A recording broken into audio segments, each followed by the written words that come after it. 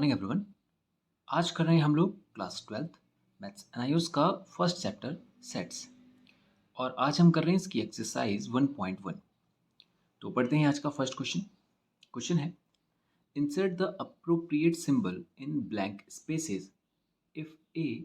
आपको दे रखा है एक सेट और आपको बोल रहा है कि ये जो यहाँ पर आपको ब्लैंक स्पेसेस दिए गए हैं इनमें आपको अप्रोप्रिएट सिंबल लगाने हैं। उसका कहने का जो मकसद है वो ये है कि आपको इस तरह के सिंबल लगाने हैं, एक तो ये वाला और एक इस तरह। इन दोनों में से जो भी यहाँ पर आता है वो सिंबल आप लगाइए। तो उसके लिए पहले हमें पता होना चाहिए ये सिंबल का मीनिंग क्या होता है। देखिए मुझे ये जो सिंबल है इसका मतलब होता है बिलोंग्स टू और इसका मतलब होता है नॉट बिलोंग्स टू। देख ही रहे होंगे आप, बिलोंग्स टू साइन को कट कर दिया गया है तो इसको कहेंगे not belongs to. Belongs to का मतलब होता है कि ये उससे संबंधित है और ये उससे संबंधित नहीं है। तो संबंध बताना इस साइन को कहते हैं और कोई संबंध ना होना इस साइन को कहते हैं। तो हम यहाँ पे कह रहे हैं कि अगर हमें बताना हो कि इस चीज़ का इससे कोई रिलेशन है, कोई संबंध है, तो हम इस वाले साइन का इस्तेमाल करेंगे। ठीक है, अब जरा यहाँ पे पढ़ते हैं हम क्वेश्चन। आपको एक सेट दिया गया है ए और उसके अंदर एलिमेंट दिए गए हैं 1 2 3। फिर आपको फर्स्ट ऑप्शन देता है और बोलता है कि 1 और ए के बीच में क्या रिलेशन है, क्या ये सेट है, इस सेट को रिप्रेजेंट कर रहा है, सेट का नेम है। तो क्या ए सेट में 1 मौजूद है? तो देख रहे होंगे आप यहाँ पे 1 है, तो इसका मतलब 1 जो है वो ए से संबंधित है। तो कौन सा वाला साइन लगेगा? बिलोंग्स टू का ये। ठीक है, तो हम बोलेंगे 1 बिलोंग्स टू ए। फिर बोलता है 4 ए से संबंधित है या नहीं है? तो देखिए इसमें 4 है ही नहीं, तो इसका मतलब इसका इससे कोई संबंध नहीं है, तो नॉट बिलोंग्स टू ये। ओके, तो ये हो गया सेकंड क्वेश्चन। अब करते हैं इसका थर्ड क्वेश्चन। देखिए क्वेश्चन कह रहा है write each of the following sets in the roster form. आपको इन सेट्स को, ये जो यहाँ पे दिए गए हैं, इनको रोस्टर फॉर्म में लिखना है। फिलहाल ये सेट बिल्डर और रूल मेथड में लिखे गए हैं। आपको पता है जो सेट होते हैं वो दो टाइप से लिखे जाते हैं बेसिकली जो आपके पास है। एक तो set builder form, set builder और रूल मेथड, और दूसरा होता है रोस्टर और टेबुलर फॉर्म। तो यहाँ पर आपको इस सेट बिल्डर या रूल मेथड में दिया गया है और आपको इसको रोस्टर फॉर्म में लिखना है। रोस्टर का मतलब होता है जैसे यहाँ पर आपने देखा था ये एक का वैल्यू दे रखा था 1 2 3, इस तरीके से लिखा जाए तो उसको कहते हैं रोस्टर फॉर्म। और इस तरीके से लिखा जाए जैसे रूल के तरीके से, दिख रहा है आपको यहाँ पे कुछ इक्वेशंस टाइप की बना रखी हैं, तो इस फॉर्मूला टाइप से लिखा जाए तो उसको कहते हैं क्या? Rule method. ठीक है, तो आप रूल से भी समझ सकते हैं कि ये रूल की तरह लग रहा है, कुछ कुछ फॉर्मूला टाइप लग रहा है, तो वो रूल मेथड हो गया। तो हमें इसे एक्सपेंड करना है इस फॉर्म में, फिर वही उसने बनाने के लिए मैं कहा है वही हमारा आंसर होगा। ठीक है, तो लिखते हैं ए सेट क्या बनेगा। देखिए पहले यहाँ से पढ़िए, ये कह रहा है x such that x belongs to Z. Z का मतलब होता है इंटीजर। इंटीजर नंबर कहते हैं माइनस प्लस, वो सारे नंबर्स को इंटीजर कहते हैं। -1 -2 -3 0 1 2 3, ये सारे नंबर कहलाते हैं इंटीजर और इनको रिप्रेजेंट करते हैं हम लेटर जेड से। तो ये बोल रहा है x such that x belongs to z. अब ये एक्स क्या है? ये जो एलिमेंट होते हैं सेट के अंदर इनको ये एक्स रिप्रेजेंट करता है। एक्स बोलता है, हर एक एलिमेंट को बोलता है कि ये एक्स है। तो एक्स के बारे में बता रहा है कि एक्स एक इंटीजर है। तो यहाँ पे आपको लिमिट दे दी गई है, आपको एक तरह से जैसे बोलते हैं ना कि लिमिट के अंदर रखने की कोशिश की जा रही है, या आपको बताया जा रहा है कि इस तरफ से एंड पॉइंट क्या होगा, इस तरफ से एंड पॉइंट क्या होगा। तो आपको ये लिमिट देने की कोशिश कर रहा है यहाँ पे। तो पहली लिमिट है कि वो इंटीजर है। ठीक है, दूसरा फिर वो कहता है x is greater than equals to -5। X जो है वो -5 से बड़ा भी है और बराबर भी है। तो -5 से बड़ा होने का मतलब और बराबर होने का मतलब कि -5 भी होगा, क्योंकि इक्वल्स का साइन भी लगाए। इसको कहते हैं ये अगर मैं x के लिए पढ़ूं इसको, तो इसको कहेंगे x is greater than equals to, कि x जो है वो बड़ा है किससे? -5 से, और बराबर भी है -5 के। तो -5 भी होगा और -5 से बड़ा, -5 से बड़ा क्या होता है? -4, फिर -3 फिर -2, फिर -1, फिर 0। ये तो हो गई लेफ्ट हैंड की लिमिट। अब राइट हैंड में क्या बोल रहा है कि x जो है वो छोटा होना चाहिए 0 से और 0 के बराबर भी होना चाहिए। तो 0 से छोटे तो ये सारे नंबर हैं और 0 के बराबर भी होना चाहिए, मतलब 0 भी इंक्लूड होगा। तो इसका जो हमारे पास जो कैलकुलेशन या सॉल्व करके जो आया वो आया ये वैल्यू -5, -4, -3, -2, -1 एंड 0। ये हो गया इसका रोस्टर फॉर्म। ओके, अब करते हैं इसका बी पार्ट। देखिए x such that x belongs to real number.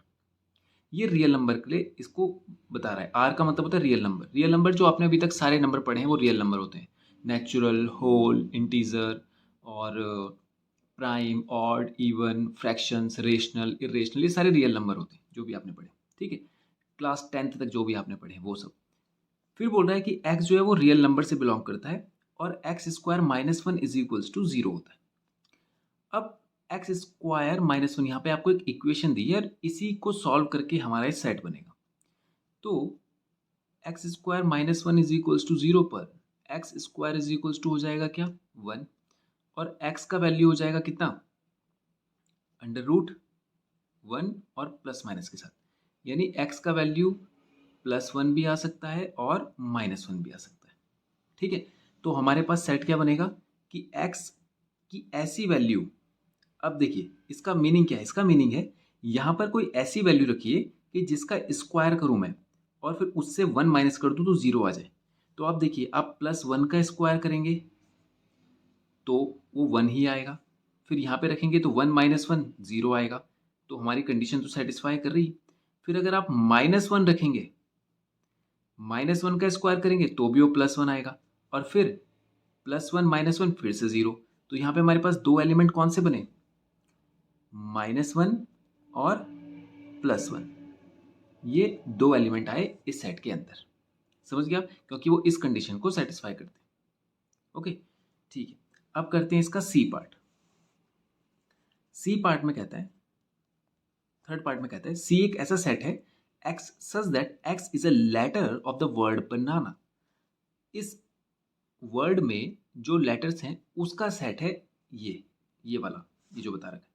तो ये बिल्कुल सिंपल है, आपको बस रिपीटेशन नहीं करना है और बाकी सारे एलिमेंट लिख देने हैं। जैसे कि सबसे पहले आपको दिख रहा होगा ए इसमें है, फिर इसमें बी भी है, तो ए आ गया, बी आ गया, फिर ए आ चुका है, फिर बचा केवल एन, ए बी एन। ये बाकी जो रिपीटेशन है वो नहीं करेंगे, केवल एक एक बार ही लिखेंगे उनको, जितने भी रिपीट हो रहे होंगे वो एक ही बार आएगा। तो ये बन गया हमारा सी सेट। अब करते हैं डी सेट। बोलता है x such that x is a prime number and exact divisor of 60। 60 का वो डिवीजर है, ये कह सकते हैं आप कि 60 को वो डिवाइड करने वाला नंबर है और वो प्राइम नंबर होना चाहिए।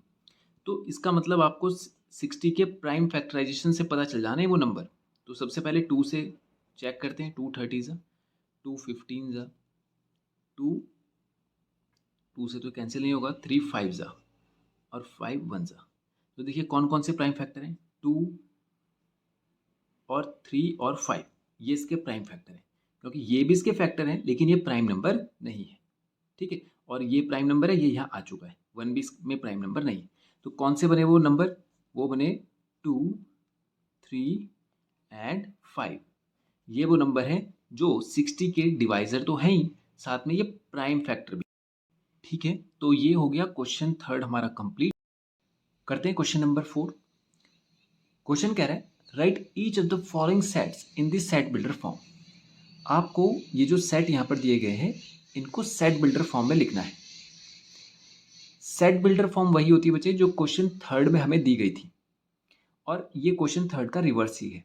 वहाँ पर इस फॉर्म में चेंज करना था, यहाँ पर इस फॉर्म में दे रखा है, और आपको जो क्वेश्चन थर्ड में फॉर्म दे रखी थी उसमें चेंज करना है।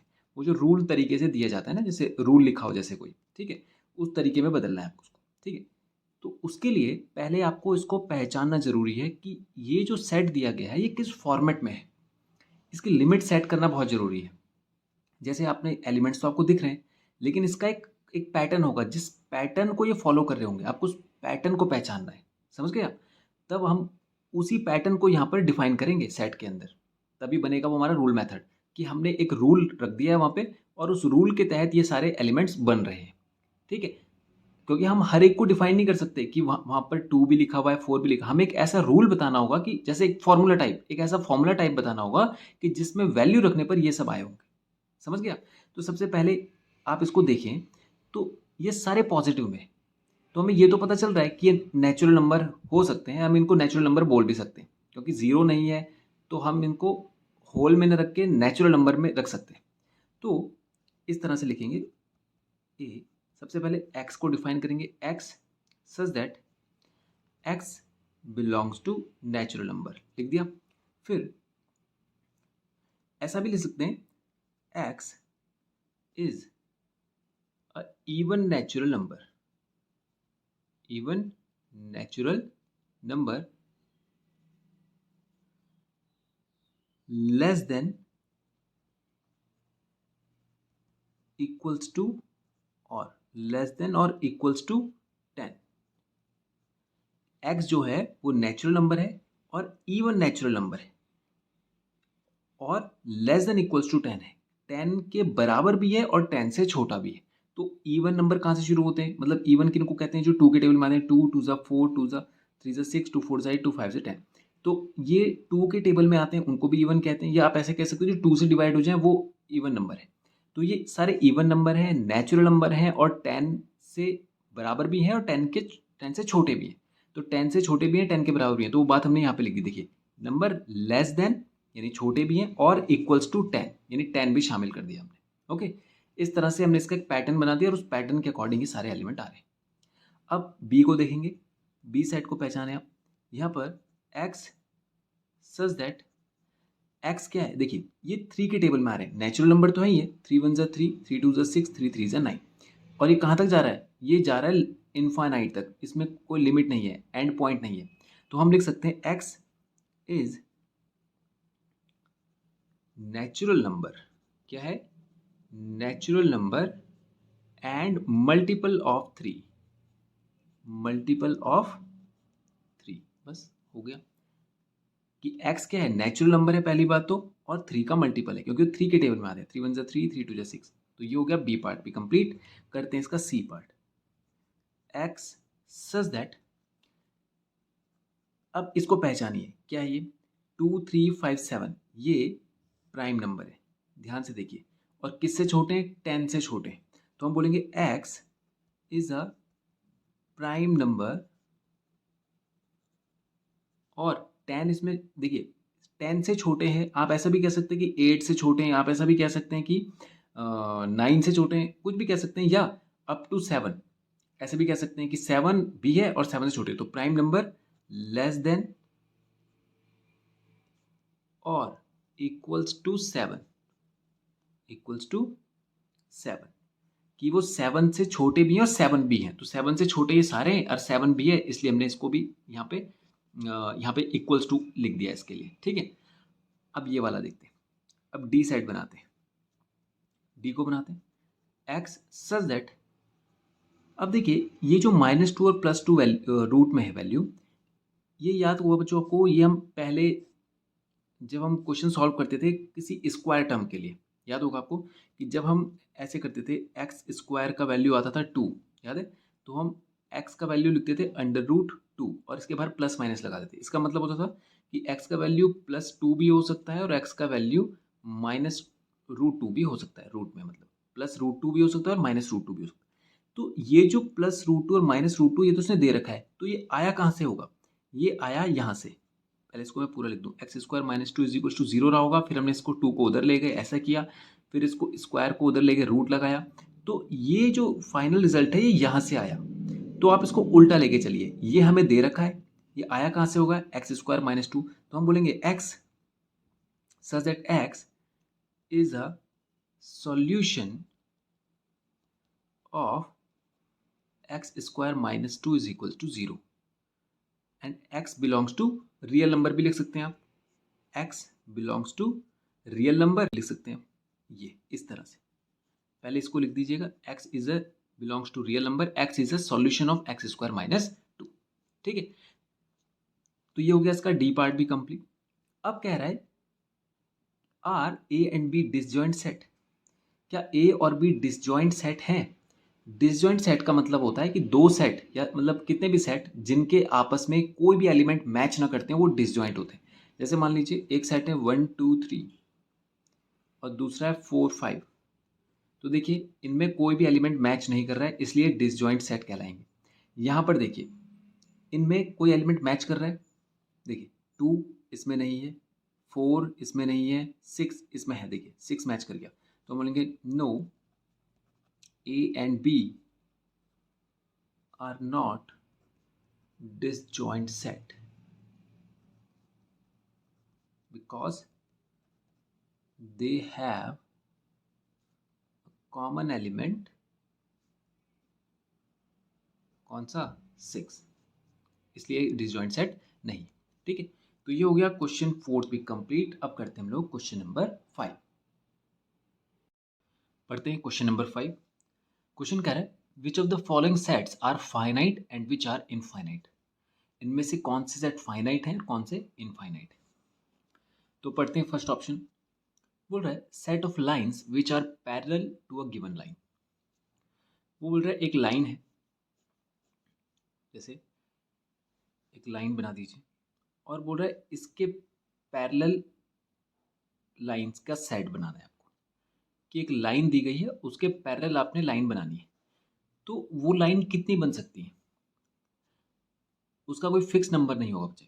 वो इनफाइनाइट बन सकती है। जैसे एक लाइन है तो आप इसके पैरेलल कितनी भी लाइंस बना सकते हैं, कितनी भी लाइंस बना सकते हैं। ठीक है, काउंट लेस है बिल्कुल। तो इसलिए कैसा सेट कहलाएगा, set of lines which are parallel to a given line. कैसा सेट हो जाएगा, इनफाइनाइट सेट हो जाएगा। कोई लाइन है उसके पैरेलल आप कितनी भी लाइन ड्रॉ कर सकते हैं, उसकी कोई फिक्स लिमिट नहीं है। ठीक है, दूसरा बोल रहा है set of animals on the earth. अब देखिए वैसे अर्थ में एनिमल्स तो बहुत सारे हैं, लेकिन वो भी काउंटेबल है, उनको काउंट किया जा सकता है। ऐसा हम मानते हैं कि उनको काउंट किया जा सकता है। अगर काउंट करना शुरू कर दें तो एक दिन उनको काउंट कर ही लेंगे। क्योंकि आपने देखा होगा कई बार जब काउंटिंग होती है टाइगर्स की, तो आपने सुना होगा वो कहते हैं कि हमारे देश में 1500 टाइगर हैं या जो भी नंबर वो बताते हैं। तो आप सोचिए कि उन्होंने काउंट करे होंगे, तभी वो पूरे देश का एक नंबर बता पा रहे हैं। कि आप देखिए इतना बड़ा देश है, उसमें भी वो बता पा रहे हैं अप्रॉक्सीमेटली, वो बात सही है।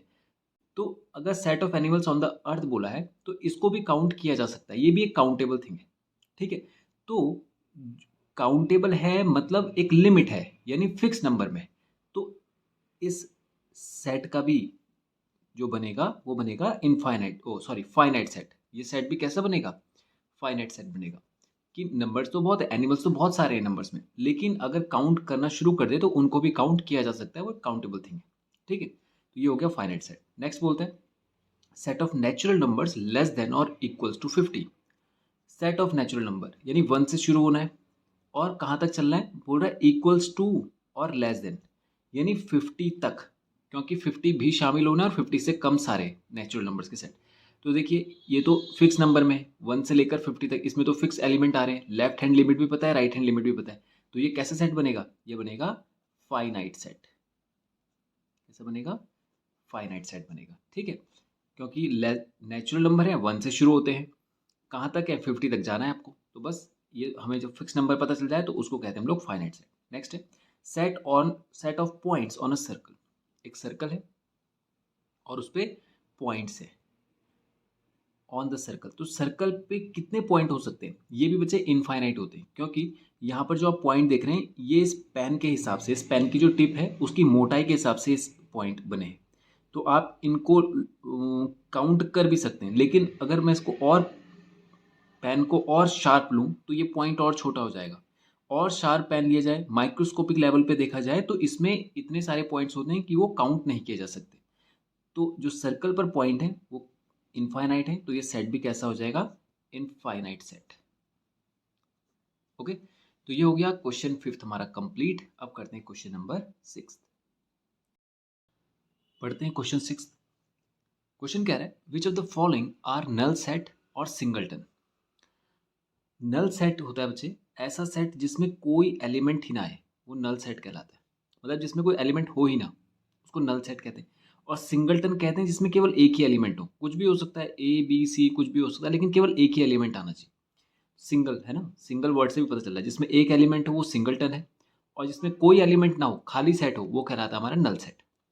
तो यहाँ पे आपको इनको सॉल्व करना है और देखना है कि इनमें से कौन सा सेट बन पा रहा है, किसमें एक एलिमेंट आ रहा है, किसमें एक एलिमेंट भी नहीं आ रहा है। तो आपको केवल नल और सिंगलटन में बताना है, ठीक है। तो इसको सॉल्व करते हैं, पढ़ते हैं। फर्स्ट ऑप्शन कह रहा है x such that x belongs to real number. ये आर रियल नंबर को शो करता है। And x is a solution of x square plus two is equals to zero. कहने का मतलब है कि ये जो इक्वेशन है इसमें एक्स की जगह पर वो वैल्यू रखनी है आपने कि जिसका स्क्वायर करूं मैं और टू के साथ उससे फिर प्लस करूं तो रिजल्ट जीरो आ जाए। ठीक है, तो हम यहीं से इसको सॉल्व करते हैं। X square plus two is equals to zero पर x square is equals to minus two, इस टू को हम इधर लेके आ गए तो ये माइनस टू हो गया। तो एक्स इज इक्वल्स टू हो गया under root minus two plus minus, ठीक है, प्लस माइनस और रूट के अंदर माइनस आ गया। ये आ गई एक्स की वैल्यू। एक्स की वैल्यू का मतलब इस सेट के अंदर ये वाला एलिमेंट आ गया, यानी ये सेट के अंदर ये वाला एलिमेंट आ गया। लेकिन कंडीशन हमें दी गई थी कि वो रियल नंबर होना चाहिए, और रूट के अंदर जब कोई नंबर ऐसे माइनस में आता है तो ये रियल नंबर नहीं होता, इसको कहते हैं बच्चे इमेजिनरी नंबर। याद होगा आपको, जिसको हम आयोटा से शो करते हैं। अभी आपके पास ये जो फर्स्ट बुक है उसमें आपके पास रियल कॉम्प्लेक्स नंबर एक चैप्टर होगा, उसमें होता है, पढ़ा होगा आपने आयोटा, है ना। तो रूट के अंदर जो माइनस में नंबर होता है वो कहलाता है हमारा इमेजिनरी नंबर, और उसने हमें कहा था कि वो रियल नंबर होना चाहिए। तो सॉल्यूशन तो हमें पता है कि माइनस का रूट टू आ रहा है, अंडर रूट माइनस टू आ रहा है, प्लस में हो या माइनस में हो, दो टर्म्स आ रही है हमारे पास, एक प्लस रूट माइनस टू, एक माइनस रूट माइनस टू। लेकिन ये दोनों ही इमेजिनरी नंबर है, और यहाँ पर कंडीशन थी कि रियल नंबर होना चाहिए। तो इसका मतलब इस सेट में कोई एलिमेंट नहीं आएगा, ये खाली है। तो ये कहलाएगा हमारा कैसे सेट, खाली सेट कहलाता है हमारा नल सेट। तो फर्स्ट ऑप्शन होगा हमारा नल सेट। ओके, अब सेकंड ऑप्शन देखते हैं। बोल रहा है x such that x belongs to integer. Z represent करता है इंटीजर को। इंटीजर मतलब वही माइनस प्लस वाले सारे नंबर, ठीक है, जिसमें हम minus two minus three minus four minus five वो सब, और प्लस वाले और जीरो भी। बोल रहा है x minus three is equals to zero. इस इक्वेशन को हम सॉल्व करें तो x minus three is equals to zero पर एक्स का वैल्यू आ गया कितना, थ्री। और यहां से समझे कि x की जगह पे कोई ऐसा नंबर रखिए जिसको रखने पर ये जीरो हो जाए। यानी यहाँ पे अगर मैं थ्री रखूं तो थ्री माइनस थ्री कितना हो जाएगा, जीरो। तो यहाँ पर केवल यही नंबर आ सकता है, इसके अलावा और कोई नहीं आ सकता। जैसे आप फोर रखना चाहें तो फोर माइनस थ्री वन होता है, वो जीरो नहीं बनेगा। या आप इक्वेशन सॉल्व कर ले, यहाँ से अपना आंसर चेक कर ले, एक्स का वैल्यू कितना आ गया, थ्री। यानी ये एक ऐसा सेट है जिसमें केवल एक एक ही एलिमेंट आ रहा है, वो है थ्री। तो एक एलिमेंट आ रहा है तो ये कैसा सेट है, सिंगलटन सेट है। ओके, अब करते हैं इसका सी पार्ट। बोल रहा है x such that x belongs to Z, Z मतलब integer, and x is a solution of x square minus two is equals to zero. अब इसको सॉल्व करते हैं हम लोग। X square minus two is equals to zero पर x square is equals to two, और x is equals to हो जाएगा रूट में टू प्लस माइनस। देखिए इसमें और इसमें फर्क है बच्चे, ये रूट के अंदर माइनस टू था, ये रूट के अंदर प्लस टू है। रूट के अंदर ये केवल प्लस टू है, तो ये रियल नंबर तो है। लेकिन यहाँ पर कंडीशन देखिए, इंटीजर दी गई थी हमें कंडीशन।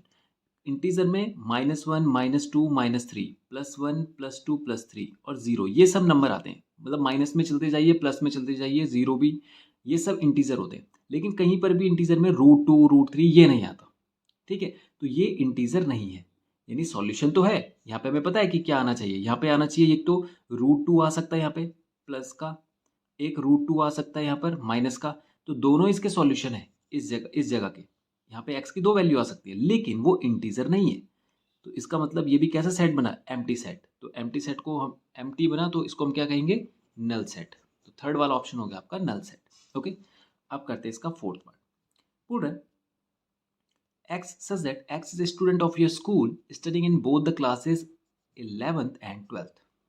अब आप देखिए आपके स्कूल में अगर कोई बच्चा होगा तो वो या तो सिक्स में पढ़ता होगा या सेवन्थ में ही पढ़ता होगा।